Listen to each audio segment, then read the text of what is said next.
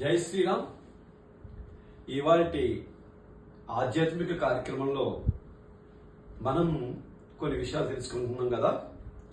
అదేవిధంగా మన పిల్లలు చదువుకునే పిల్లలు మొదలుకొని ఉద్యోగం చేసుకునే పిల్లలు పెళ్లి అయ్యే వరకు కూడా ప్రతి తల్లిదండ్రులు కూడా ఎలా వ్యవహరించాలి అనే విషయం గురించి వచ్చినప్పుడు మన ప్రవచనకారులు కూడా ప్రతి దాంట్లోనూ వాళ్ళు బోధిస్తున్నారు. వాళ్ళు అంటే ఒక ఉదాహరణకి 10 ఏళ్ళు దాటిన పిల్లవాడున్నా 10 ఏళ్ళు దాటిన పిల్ల ఉన్నా కూడా వాళ్ళ ముందు మన తల్లిదండ్రులు దగ్గర కూర్చోవడం, లేకపోతే వాళ్ళు మాట్లాడుకునే విషయాలు, భార్యాభర్తలిద్దరు మాట్లాడుకునే విషయాలు పిల్లల మాట్లాడుకుంటూ ఉండడం, లేకపోతే ఈ సినిమా సంబంధించిన డైలాగులు వేసుకోవడం కానీ ఇట్లాంటి జరగకుండా మనం మేనేజ్ చేసుకోగలిగితే పిల్లలకి ఏమవుతుందంటే వాళ్ళు దేనైనా సరే త్వరగా పట్టుకునే కెపాసిటీ వాళ్ళకు ఉంటుంది. బిలో 15-20 ఇయర్స్ వరకు కూడా వాళ్ళు దీని మీద ఆకర్షణలు అవుతూ ఉంటారు.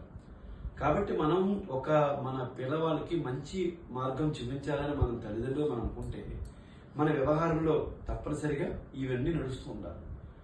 ఏదో ముందు చాలా మంది మనం పిల్లవాడు రాగానే వాడికి ఏం చెప్తామంటే నువ్వు ఫస్ట్ ర్యాంక్ రావాలి, లేదంటే నువ్వు ర్యాంక్ కొట్టుకోవాలి, వాడు చూడు వాడు ర్యాంక్ కొట్టు. కంపేర్మెంట్ కూడా ఇప్పుడు చాలా చాలా దారుణంగా ఇప్పుడు వ్యవస్థలో ఉంది.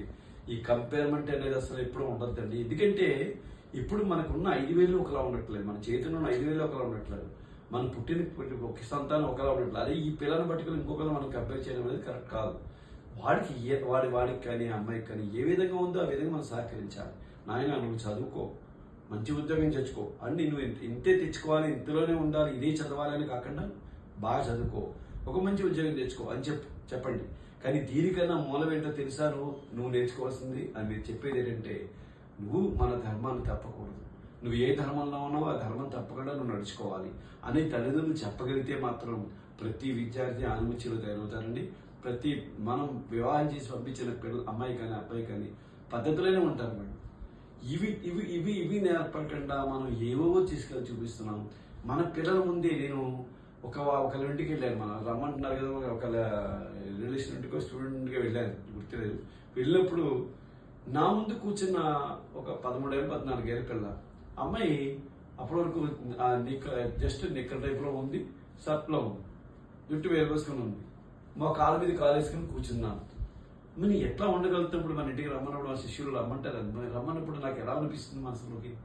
కాబట్టి ఈ సంస్కృతి మనకు వద్దు. ఎందుకంటే ఇప్పుడు మీ తల్లిదండ్రులుగా మీరు అలా చూడొద్దు పిల్లల్ని, కానీ ఎదుటి వాళ్ళు వచ్చినప్పుడు మనం జాగ్రత్తగా ఉండాలి కదా. ఈ సంస్కృతిలో మనం పెంచితే తప్పనిసరిగా మనం పిల్లలు పాడైపోయారంటే వాళ్ళది కాదు తప్పు, ప్రతి తల్లిదండ్రులది తప్పు అవుతుంది, గుర్తుపెట్టుకోండి. మనం చూస్తే ప్రతిదీ వాళ్ళు నేర్చుకుంటారు. వాళ్ళు అదే ప్రశ్న మనకి వాళ్ళు చేస్తే మనం చేయలేదా, వాళ్ళు చేస్తే మనం చేయకూడదా అనే భావాలు కలగకుండా మాత్రం మనం మెలగ చూసుకోవాలి. డెఫినెట్గా ప్రతి విద్యార్థి, ప్రతి యువకుడు కూడా ఒక ఆనుమూర్చిలో జరుగుతారండి. జై శ్రీరామ్.